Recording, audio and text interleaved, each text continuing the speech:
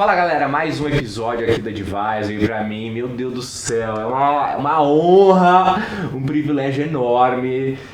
Bem, vocês sabem aí, quem acompanhou, eu tava no acampamento base do Everest, fui pra Nepal agora, foi uma viagem assim espetacular. E aí, assim, não é coincidência, não acredito em coincidência, né? Sinais, né? Tem uma amiga que acabou conectando a gente aqui. E eu tô com esse cara aqui no meu escritório. Quem é esse cara? Juarez, 24º brasileiro a atingir o topo do mundo. O cara, primeiro capixaba a chegar no pico, no cume do Everest. Cara, uma honra você estar aqui com a gente, um privilégio enorme. Fernando. Você tá aqui, eu não tenho dúvida que, cara, o que você tem de bagagem, o que você tem de experiência, de ensinamento, deve ser algo assim monstruoso. E vamos tentar compartilhar um pouquinho com essa galera, uma galera que acompanha a gente aí. Grande maioria empreendedores, grande maioria pessoas que querem fazer diferença, grande maioria pessoas que estão tomando porrada diariamente aí da vida, da profissão, dos negócios. Ninguém melhor que você para falar de desafio,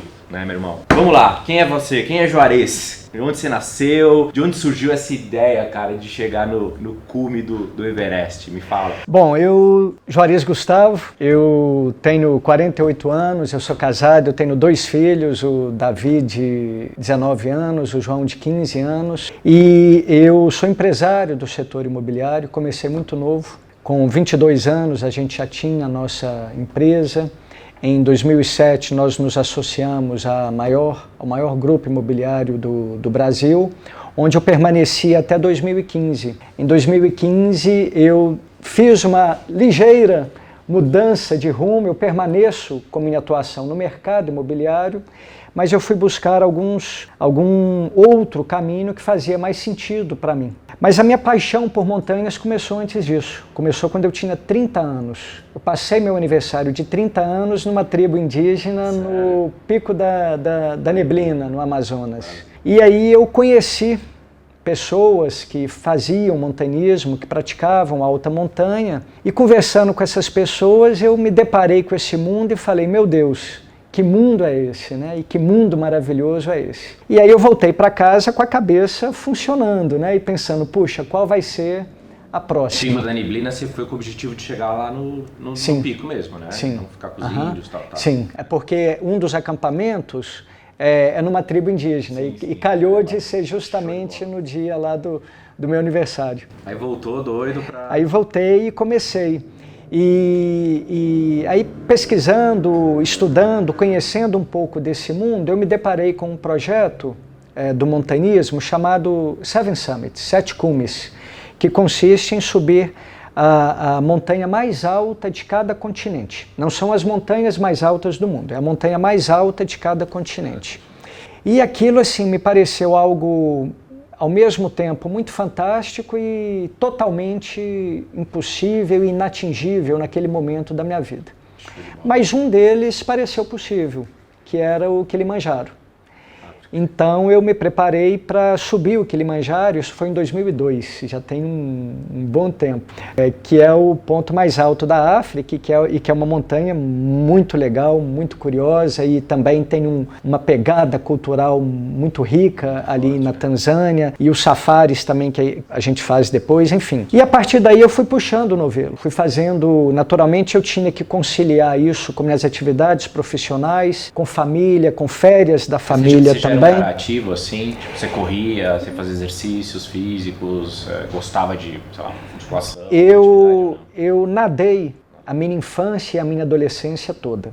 Mas numa época onde a turma apertava demais, então o menino fazia 17 anos, ele queria ver qualquer coisa, mas não queria ver uma piscina na frente. Aí eu parei e fiquei parado, assim, jogava futebol, enfim, sem uma rotina até os 30 anos. Depois que eu voltei do Pico da Neblina, que eu coloquei a atividade física como algo altamente prioritário na minha vida e, curiosamente, assim, sempre pensando na próxima montanha. Mas a atividade física era direcionada para a montanha? Não, porque é difícil a gente ter alguma atividade física aqui específica para isso. Mas naturalmente, à medida que eu fui conhecendo, eu trabalhava alguns grupos mais específicos para montanha e mantinha também um trabalho cardiovascular, aí no caso com corrida, para também me manter capacitado. Mas minha cabeça estava sempre na próxima montanha. E às vezes isso acontecia de um ano para o outro, às vezes falhava 2 anos, às vezes falhava 4. Quantos anos para subir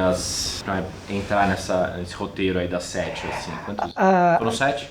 Eu já estive na 7, embora tenha feito o cume de 6. Uma delas a gente não conseguiu fazer o cume por causa do tempo, do clima. Mas assim, cada um faz no ritmo que pode ou que a vida permite. Começou com 30 anos? Comecei com 30, eu tô com 48 e ainda tem uma para trás para eu refazer de repente, né? Legal. E assim, eu até não tenho muita pressa, eu acho legal ser um projeto de vida. Mas tem pessoas que se dedicam e colocam a meta de fazer em um ano, sabe? Aí sai de uma montanha para outra e vai matando, né? Aí acaba, né?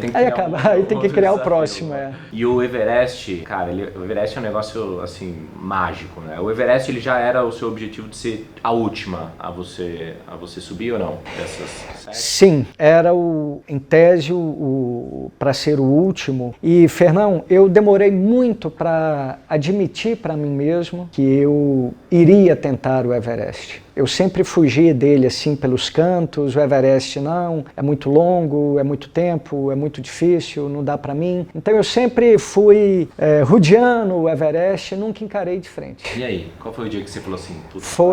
Foi em 2018, em março de 2018. Eu olhei, insight, decisão. Olhei no espelho e falei, é hora. E aí eu comecei a me programar para isso. Eu tive um contratempo muito sério nesse período, porque meu planejamento era qual? Eu vou refazer o Denali, isso em março de 2018. Eu falei, vou no Alasca. Vou refazer o Denali, que foi a montanha que eu não fiz da outra vez, em junho, e vou, em 2019, fazer o Everest. Então, essa foi a minha programação. Nesse período, eu estava também concluindo um curso de mestrado em gestão de mudança, numa escola chamada INSEAD, na França. E ocorre que, em maio, no Dia das Mães, eu machuquei. Eu tive uma crise de hérnia de disco muito séria e que deixou sequelas, assim, todo ano de 2018. Em novembro de 2018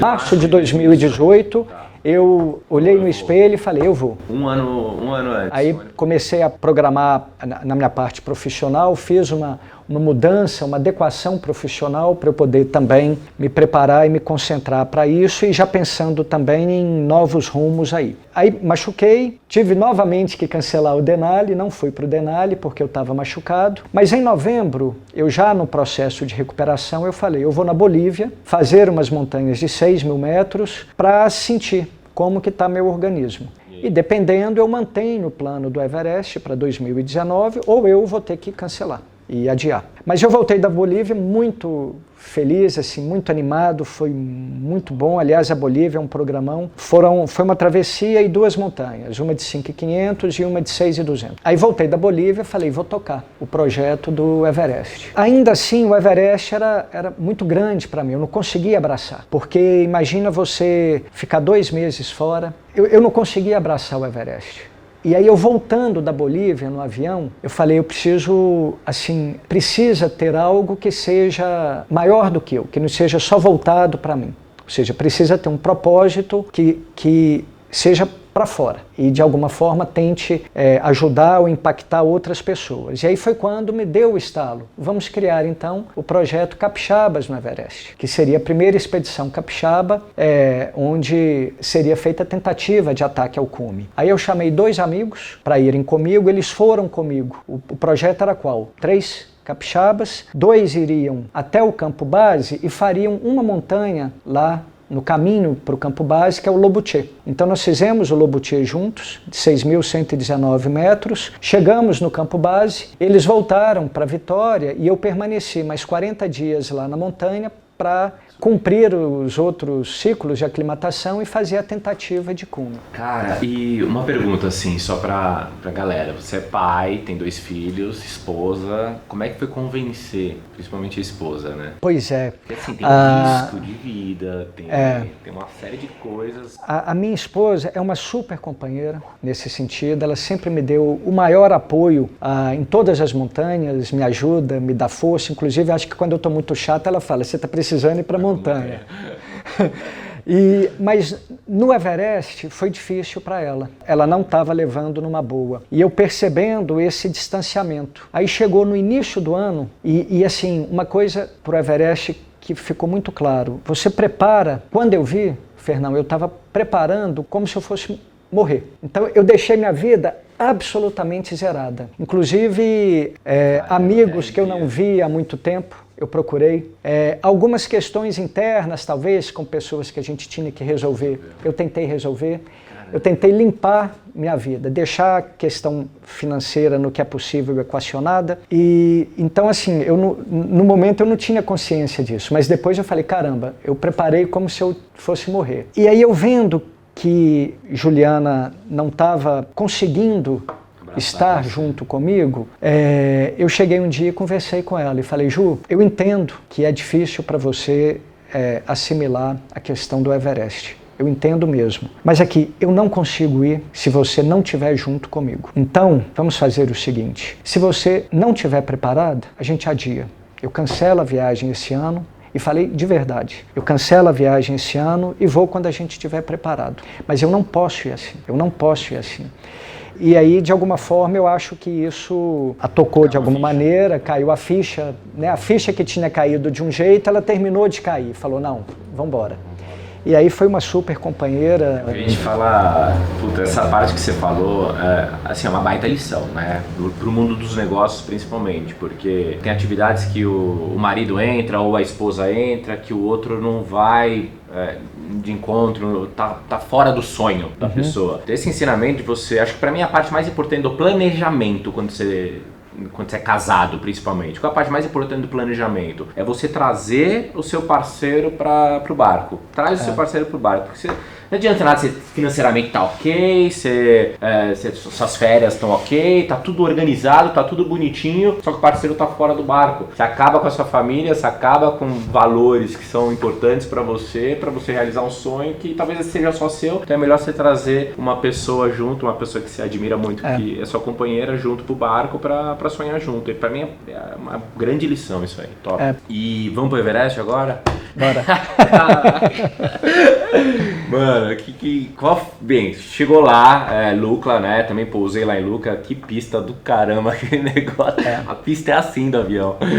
Aí eu falei pra galera, a gente pegou, pousou em Lukla e foi pra esquerda e andou, sei lá, 150 quilômetros, né? 150, 200 quilômetros a gente andou pra lá. Eu queria entender de você, né? Você me falou que depois que você chega no... Eu cheguei no acampamento base, né? Depois eu voltei. E eu já senti algumas coisas assim que... Não cheguei nem perto do que você sentiu lá, mas eu vi aquilo e minha cabeça é fértil, fui imaginando as coisas. Altitude, puta, frio pra cacete, peso nas costas, todos esses desafios, eu queria que você começasse a desenhar aqui, assim, tipo, qual foi o maior desafio? O que eu senti lá, assim, eu tinha grandes desafios inicialmente no primeiro dia, aí apareceram desafios maiores, esses inicialmente já era pequeno demais, já era gostoso, já era um prazer, começou a virar prazer, né?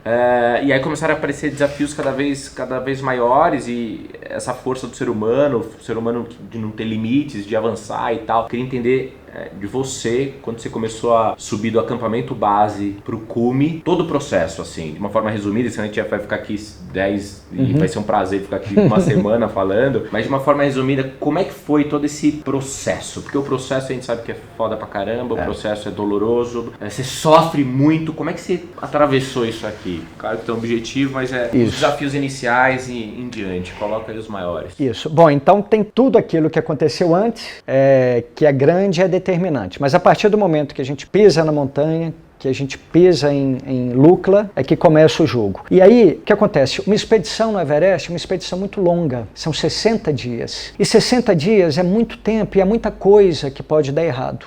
E algumas delas dão. Então, a regra de ouro para uma expedição bem sucedida, não machucar e não adoecer. Porque machucar e adoecer, quer dizer, recuperar o seu organismo numa altitude a partir de 5.400 metros, que é do campo base, é uma missão praticamente impossível. Então a regra de ouro é não machucar e não adoecer. E com isso você cuidar de você. Fernão, eu acho assim que tem muitas abordagens, ou essa pergunta, ela pode ser respondida talvez assim por várias perspectivas. Mas o que eu acho que foi mais crucial para mim é o que eu vou te dizer. Preparação é fundamental, planejamento é fundamental, você ter um propósito que seja maior do que você é fundamental, você ter persistência, perseverança, coragem, resiliência, isso tudo é fundamental. Aliás, é muito fundamental, mas é pré-requisito. Sem isso, você não faz o cume. Mas só isso pode não ser suficiente para te levar ao cume. Entendi. E aí o que pega? Isso tudo você controla. Leva pro seu negócio, hein? Tudo isso que ele tá falando aqui, ó, de pré-requisito para subir montanha, é pré-requisito para você tocar um negócio também na vida. Isso tudo são coisas que você controla, que está na sua mão controlar. Só que a alta montanha, o montanhismo e a vida, é porque a gente tem a ilusão de que controla muitas coisas, mas não controla. E aí a montanha acaba sendo uma metáfora muito legal disso. A alta montanha é você lidar a todo instante com o que você não controla, com o imponderável. Então na balança você tem que carregar tudo isso que você controla, tudo isso que eu disse, de planejamento, preparação, propósito, perseverança, resiliência, coragem. Carrega tudo aqui. Porque o outro lado da balança é o que você não controla. Nesse lado da balança é onde você vai ter que tomar suas decisões. E aí entra a grande questão. Você esteve na altitude. Você sabe o que a altitude faz com o seu organismo, sentiu o que a altitude faz com sua mente. E um dos efeitos na mente é uma certa confusão mental. Então, em muitos momentos, a gente tem que tomar decisões que são importantes, que são relevantes, que podem colocar a sua vida ou de um colega em risco. Você tem que tomar essa decisão quando você não pode confiar na sua capacidade de fazer bons julgamentos naquele momento devido à altitude. Então, eu meio que criei uma regrinha básica, assim, né, de que você fazer todos os exercícios possíveis para tratar essas decisões que você não pode confiar na sua cabeça lá em cima, são decisões que têm que ser tomadas com antecedência. Então são decisões pré-tomadas. Ou seja, o que é inegociável para você, você não pode tomar a decisão no calor do acontecimento, da emoção. Você tem que tomar antes. Sabe?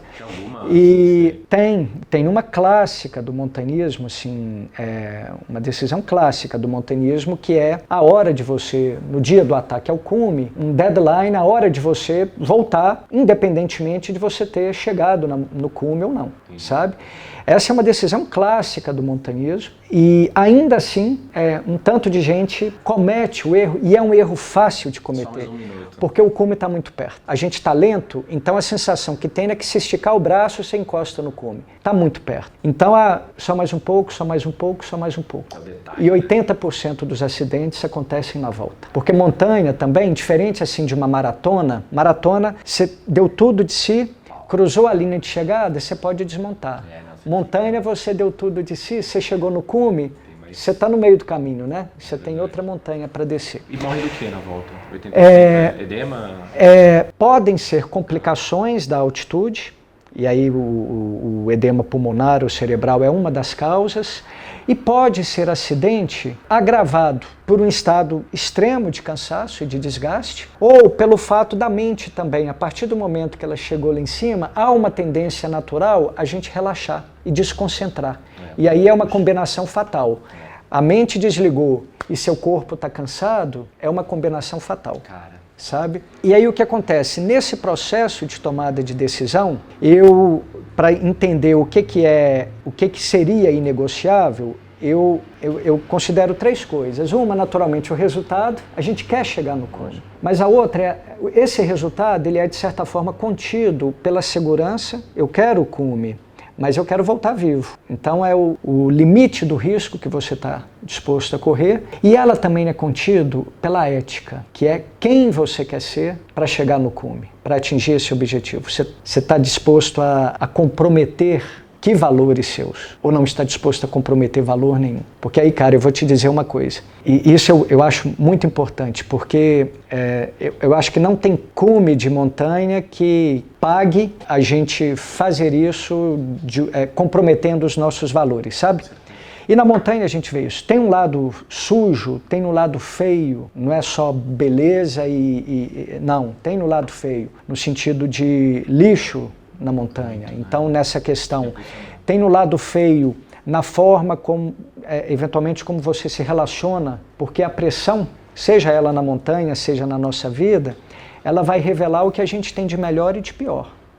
Então, assim, pode saber que você vai enfrentar um lado feio seu também, sabe? É mais um momento para você também interiorizar, né? Tipo, pensar nisso. Quem eu vou escolher nesse momento? Que eu vou escolher nesse momento? Que atitude eu vou escolher tomar? Então, assim, lidar com essa questão ética na montanha, eu acho fundamental. Eu acho que o cume não é a qualquer preço, sabe? Como o sucesso também não é a qualquer preço. Eu ouvia lá os Sherpas falando que tinha expedições de Sherpas para subir no cume só para pegar lixo, né? Fiquei indignado, cara. Sim. Que os alpinistas saem não sei aonde, vai lá e abre um chocolate e joga no meio do caminho, né? Ele falou, a vida em primeiro lugar. É o que você falou agora. Porra, mas então não vale você subir lá, porque se você tem esses valores de jogar lixo, melhor que você nem vá pro cume. Eu vejo assim, você é um cara muito, muito sereno, assim, né? Equilibrado, tom de voz e tal. Você sempre foi sereno assim?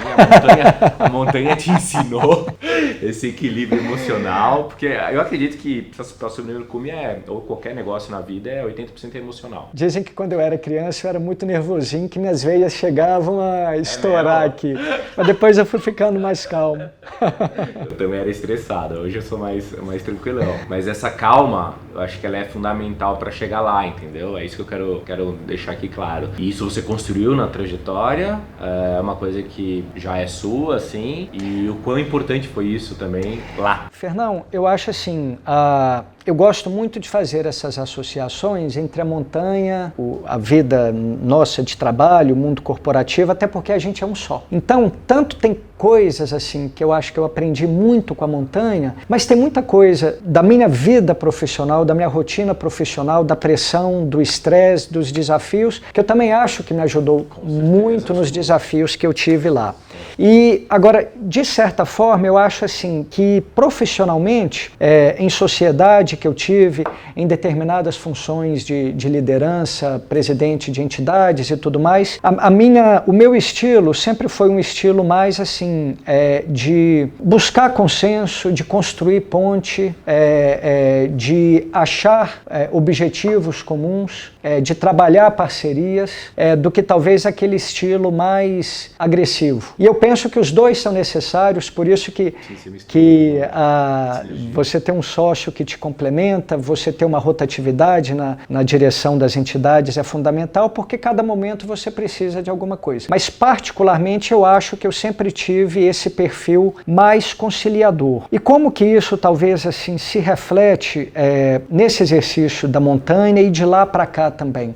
Eu acho que é uma consciência do meu tamanho nesse processo, sabe? Então, da mesma forma que eu estou na montanha e não importa o que eu faça e quem eu sou, a montanha é maior do que eu e a última palavra vai ser sempre dela, eu acho que, de alguma forma, eu trago isso para essa relação minha com os desafios, sabe? Muito de conhecer quem eu sou, saber do meu tamanho, da minha limitação, da minha vulnerabilidade e daí, naturalmente, consegue também construir as suas forças, o que você tem de positivo para neutralizar essas coisas e para construir outras. Então, eu acho que é a maneira como eu consigo fazer a abordagem aí desses desafios, sabe? Sensacional. Aí falando um pouco quando você chegou lá em cima, você devia estar destruído, assim, né? Fisicamente falando. Olha só. Curiosamente, assim, eu vinha num processo de desgaste na montanha, eu estava cada vez mais cansado e levando mais tempo para me recuperar. Mas, cara, no dia do ataque ao cume,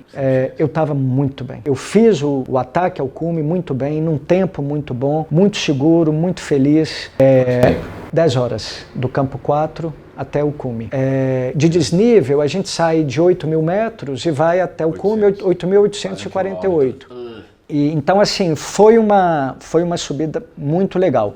Mas eu tive algumas complicações na volta. Eu cometi um erro, que foi o seguinte: a gente saiu 5 da tarde e não estava ventando. E eu, como outras pessoas, a gente saiu com óculos na testa. E quando o vento apertou, o frio apertou, que eu precisei descer o óculos, estava num trecho muito crítico da montanha, muito crítico, muito perigoso. Aí eu botei o óculos, senti que ia embaçar, porque claro, estava tudo quente, eu não devia ter saído sem o óculos, então eu botei e embaçou na mesma hora. Eu falei, eu não posso continuar com o óculos assim, subi o óculos de novo. Cheguei no cume com o óculos levantado e iniciei a descida com o óculos levantado. Quando amanheceu o dia, que aí sim eu fui colocar o óculos, eu tive congelamento nas pálpebras e aquela que eles chamam de cegueira da neve, do gelo, do frio, né? O vento batendo muito forte no meu olho. E aí a minha descida ficou complicada porque eu perdi a noção de perspectiva, então de distância, de profundidade, tudo eu tinha que parar, testar, medir, errar, acertar, então foi muito desgastante e muito lenta a minha descida. Mas eu tinha tempo, estava um dia bonito, eu só precisava ter calma que eu ia chegar. Mas isso gerou um desgaste enorme, sabe? Então a descida, que normalmente leva metade do tempo da subida, quer dizer, então em tese eu faria em 5 horas, eu fiz em 8, sabe? Foi um dia longo aí, de 18 horas. Você pegou aí um gancho, eu queria pegar um gancho aqui no que você falou, que é outras proporções, obviamente, né? Mas eu tive sentimentos nessa viagem que foram sentimentos assim muito parecidos com o que você está falando em proporções minúsculas, né? Mas vamos lá. Quando eu via momentos ali que eu tava sem respirar, tava na altitude de 5 e pouco, tinha que andar mais uns 600 para cima para chegar numa travessia lá, e eu olhava o negócio e falava assim, 10 kg nas costas, todo ferrado já, perna, o joelho eu torci também. Aí aquele momento de pânico que acontece no dia a dia da galera também, e para tomar decisão, que é muito isso que você falou aqui agora. Qual a sua estratégia, né, para você, em momento de pânico, o que você faz? O que eu fazia lá? Eu criei a metodologia dos 3 R's, que é respirar, rezar e realizar. Tipo, era isso que eu tinha que fazer. Então eu olhava, começava a respirar, rezava e, resolvia. Dá mais um passo, dá mais um passo, segue. Qual a sua estratégia no momento de pânico? No momento que você vê assim, cara, e agora, assim, tipo, tem que fazer alguma coisa. Eu acho que eu não tinha conseguido traduzi-la tão bem quanto você traduziu, Fernão, mas eu acho que não é muito diferente disso, não. O que acontece é o seguinte, eu entro num processo de concentração absurdo. Então, eu só concentro no movimento que eu tenho que fazer. Então, era o movimento de desclipar uma carabina, um mosquetão, clipar na corda, desclipar o outro, clipar, dar o passo. Então, é um foco absoluto na única tarefa que você tem que fazer. E a montanha, é muito curioso isso, né? Você traduziu bem essa questão de... É um passo, né? Então, é esse passo, depois o outro passo, depois o outro passo. Então, é um estado de foco e de concentração viver o presente mesmo, absurdo, né? Sabe? Para dar conta daquele movimento que você tem que fazer naquele momento. Você falou tem os precipícios lá, e nessa trilha do tripé a gente passava em lugares que era tipo assim, e era um precipício, né? E aquele momento que seu corpo tá doendo muito, tá sofrido. E é o que você falou da sabotagem. De repente o corpo tá tão dolorido ali que quer te puxar para baixo e você começa a andar errado e começa a não prestar atenção. Aquilo pode ser fatal. Pode. Então, viver o presente, ter um foco 100% ali, uma imersão mesmo naquela sua atividade é o que vai te salvar. Sim. Essa questão de viver o presente, observei muito nos Sherpas. Os Sherpas é o povo, né, que nasceu lá naquela região, que vive naquela região, e não existe expedição ao Everest sem os Sherpas. Eles cumprem vários papéis na expedição, desde carregadores, a cozinha, e alguns deles são guias, te levam até o cume. E do campo base para cima, a gente vai acompanhado dos Sherpas. Então eu tinha o meu Sherpa, o Pasang. Cada um tinha um. Cada um tinha um. E eu falo assim, abertamente e com toda sinceridade e gratidão, que eu não teria feito o cume do Everest se não fosse a ajuda do Pasang. E então, o que eu percebi neles assim? Eles primeiro são muito felizes, são absolutamente voltados para o task of the day, para a tarefa do dia. Qual é a tarefa do dia? Então teve uma situação que a gente estava no último ciclo de aclimatação, no campo 2, no dia seguinte a gente ia para o campo 3 e voltar. E, puxa vida, o tempo mudou, a gente teve que voltar. Ia ter que refazer tudo de novo. Fernão, a cara que os Sherpas nos levariam para o campo 3, eles nos levaram de volta para o campo base. Do tipo assim, qual a tarefa do dia hoje? Campo 3? Vamos embora. Ah, não, é campo base? Com a mesma cara que eles te levariam lá, eles te levariam aqui. E o que eu achei curioso é isso, totalmente voltados para a tarefa do dia, mas eles têm plena consciência do objetivo principal, que é chegar ao cume. Porque, inclusive, financeiramente, eles têm bônus se eles te levam no cume.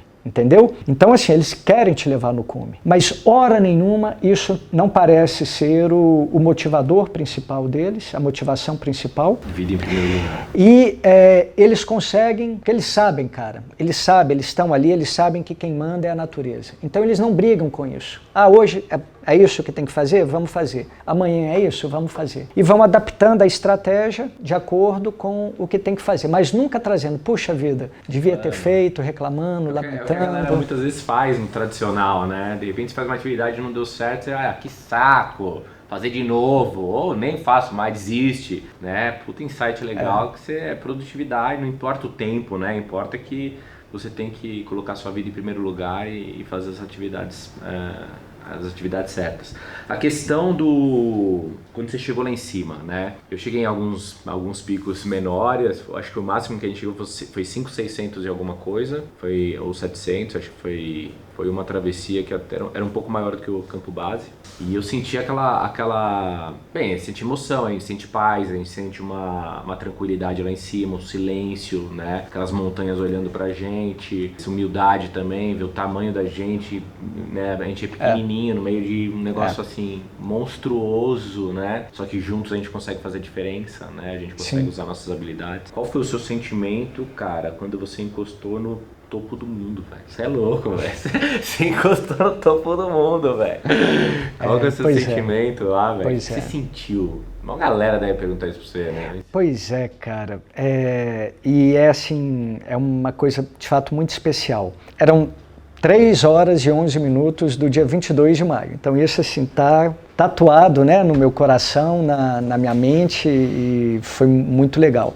A gente chegou no cume ainda à noite, mas tinha uma claridade de uma lua minguante. Então estava uma lua assim, a gente conseguia ver o contorno das montanhas, conseguia ver a luz da lua refletindo no gelo. E é uma emoção, claro que é uma emoção muito grande. O que eu fiz assim quando eu cheguei no cume? Né?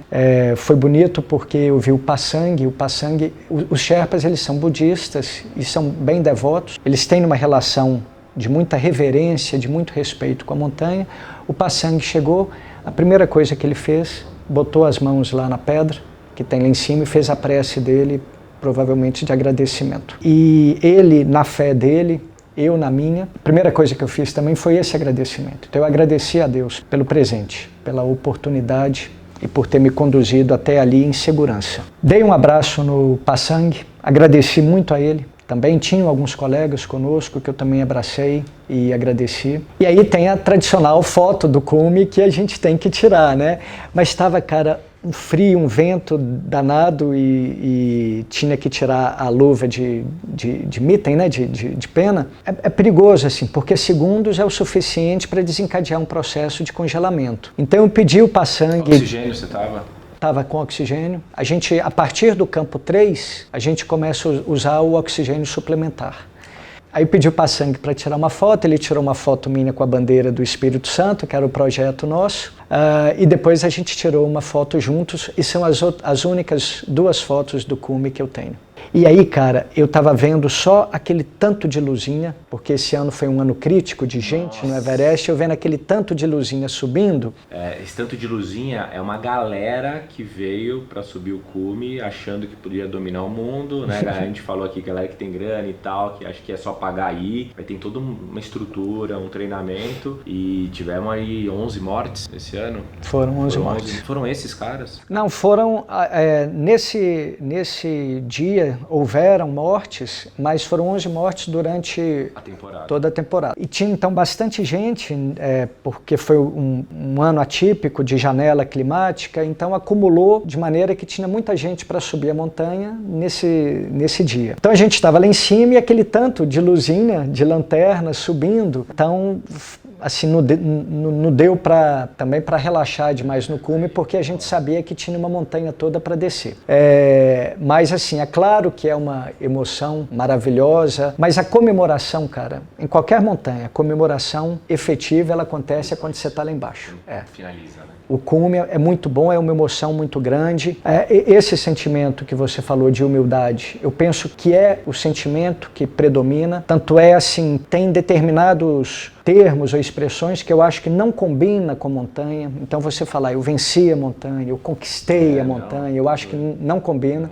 Um sopro ali, você estava fora do jogo, né? Ela é a mãe. Então é esse sentimento e rapidamente descer, sabe? Porque você sabe que tem uma montanha para descer. A maioria dos acidentes em alta montanha acontece na volta, então a gente tinha que descer depressa. E deu tudo certo, chegaram no acampamento 4? 4, no dia seguinte no acampamento 2. E essa questão dos olhos, você falou do seu dedo, você quase cortou todos os seus dedos do pé? Foi curioso isso, porque chegamos no acampamento 4, no dia seguinte eu acordo, meu olho nem abre. Aí eu só pensei, puxa, vai ser outro dia longo, como de fato foi.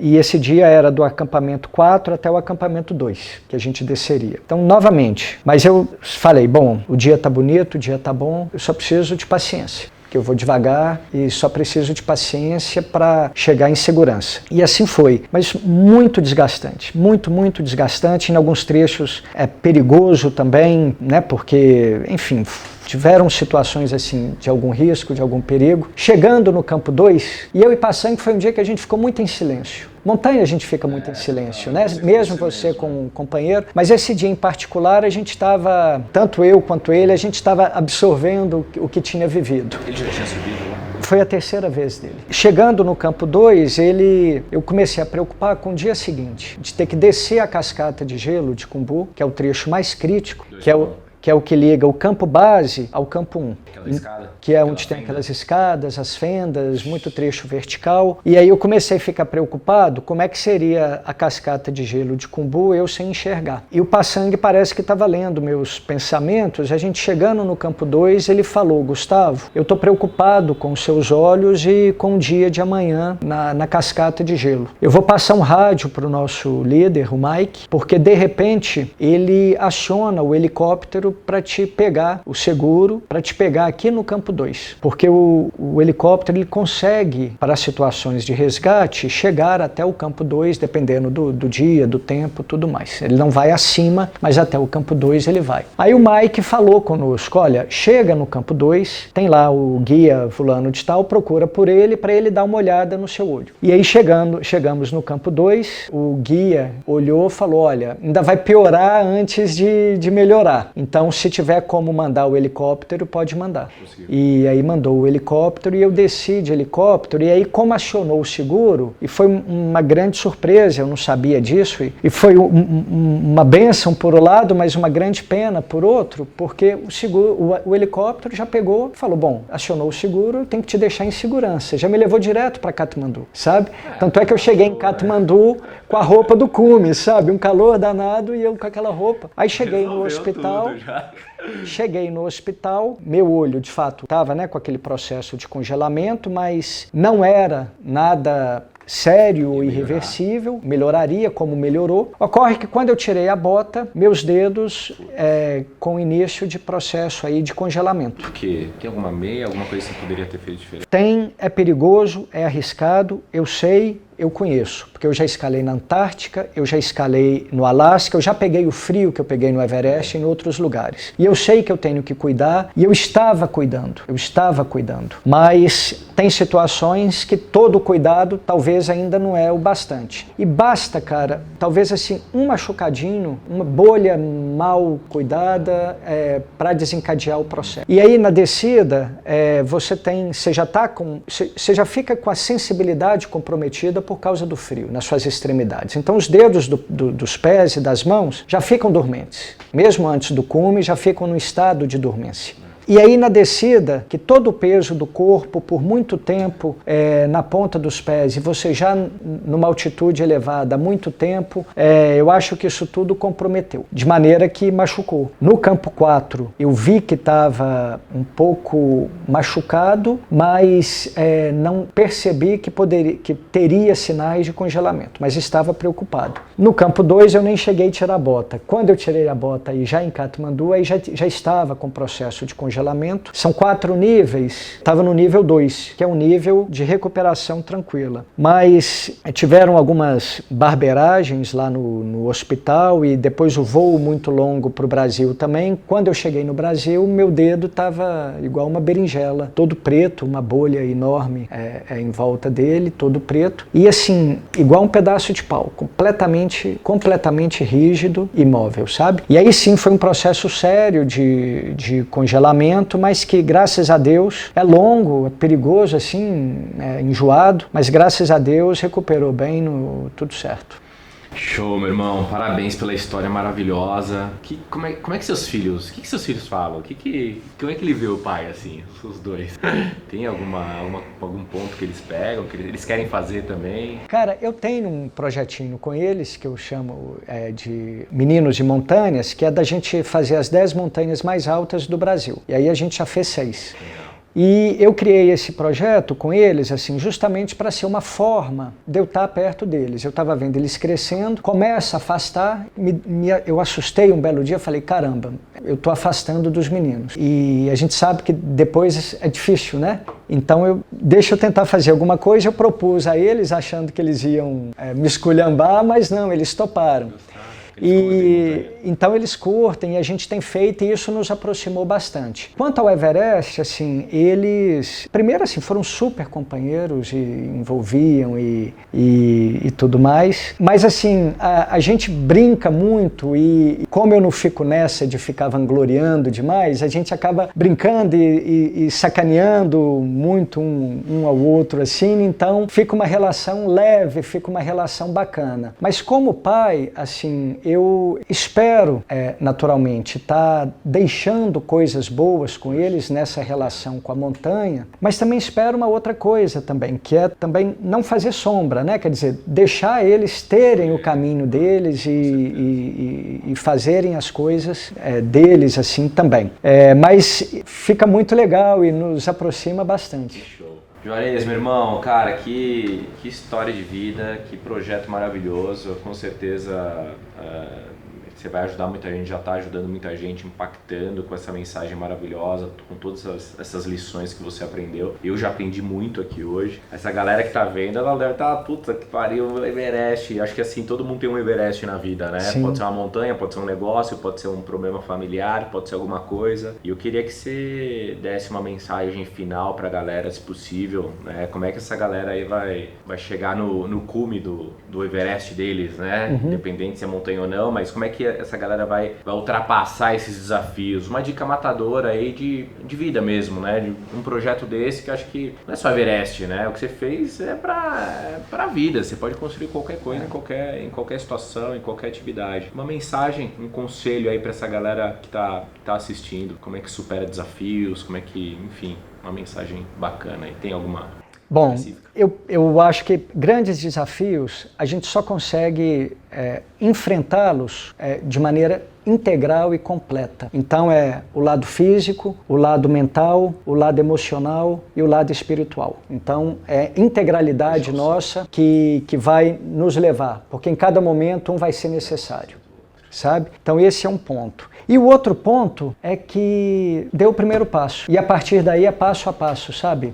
Mas uma hora você vai ter que olhar no espelho e falar, eu vou. E assumir consequências, os riscos e as delícias dessa decisão. Mas só assim que vai. Pega aí, galera, mais um pouco. Eu escrevi um livro recentemente que é 1% ao dia, cresça 1% ao dia. Que é basicamente isso, é um passo de cada vez. Não tem como ser. Se você fizer 100% num dia, não vai te levar tão longe quanto 1% ao dia. Meu irmão, obrigado pela lição, obrigado por tudo. Galera, segue o Juarez, segue o Insta dele, tá aqui embaixo também. Um cara maravilhoso, um baita coração, um cara completamente ligado aí a essas questões espirituais. Não é à toa, né, que chegou lá no cume, 24º brasileiro a atingir o pico do Everest. Obrigado, meu irmão. Foi um Valeu, prazer eu que agradeço, Fernando. tê-lo aqui. Tamo junto. Valeu! Obrigado.